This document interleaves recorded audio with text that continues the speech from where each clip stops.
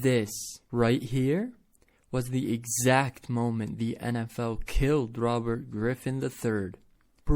Bro, you gotta understand, this dude wasn't a quarterback, he was a phenomenon. The speed of Michael Vick, the arm of Aaron Rodgers, the smile of a Marvel superhero. He was literally dragging Washington into the playoffs by himself. Everyone thought, this is the future of football. But here's the thing nobody tells you. RG3 didn't ruin himself. The league did. His own coaches did. The doctors did. They rushed him back onto the field game after game until his body just gave out. And once he broke, the NFL didn't wait. They didn't care. They hit delete like he never even happened. Before he was RG3, he was just Robert, a kid from a small school, running around Baylor like he owned every yard on the field. And man, he didn't just win games, he wrecked the whole stat sheet. Record after record.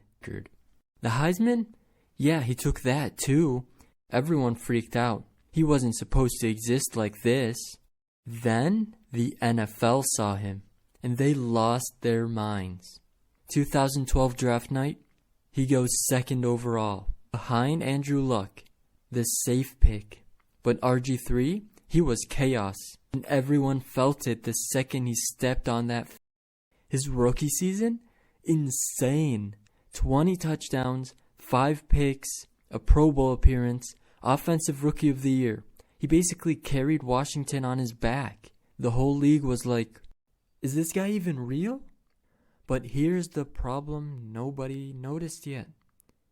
Underneath all that hype, nobody was thinking about the obvious. His knee already had been injured in college. ACL, MCL, everybody glossed over it. And guess what happened next? You're not gonna believe it. Fast forward a few months, that ticking time bomb would go off in the cruelest way possible.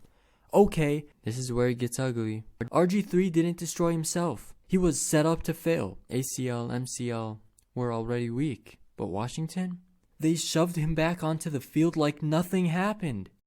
Playoffs? National spotlight. And this kid? He wanted to win. He wanted to prove everyone wrong. And then boom. The snap. The tackle. The knee gives out. Just like that. The guy everyone hyped as the future is flat on the turf. And don't get it twisted. It wasn't some freak accident. It was preventable. Doctors, coaches, management, they all let it happen. And they did it to the league's wonder boy. But the worst part? Most people don't see what the league did next. The NFL pretends like it's a league of heroes, right? But it's a machine.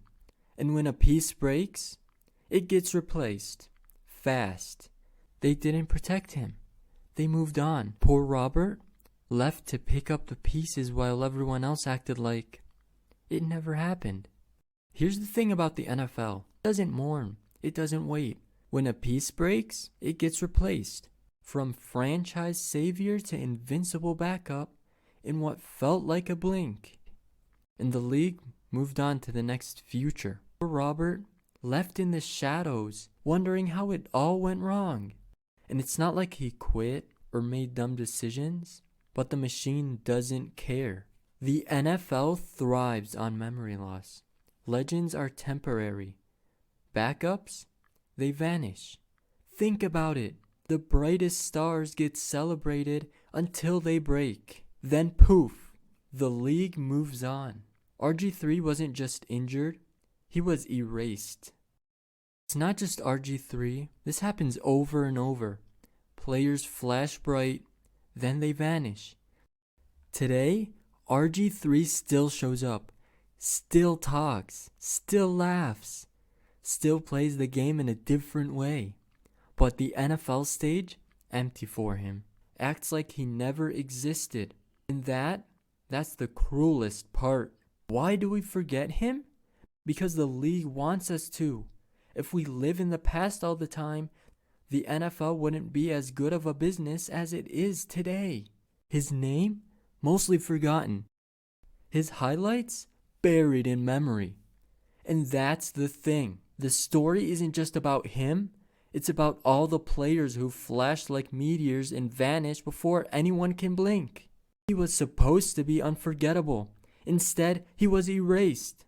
And if you ever watch a young star rise too fast, remember, the NFL isn't a league of legends. It's a machine, and it never forgets to replace you. Please hit subscribe. I've got more tales you won't hear anywhere else. These are the kind of stories that are like a coffee with a friend.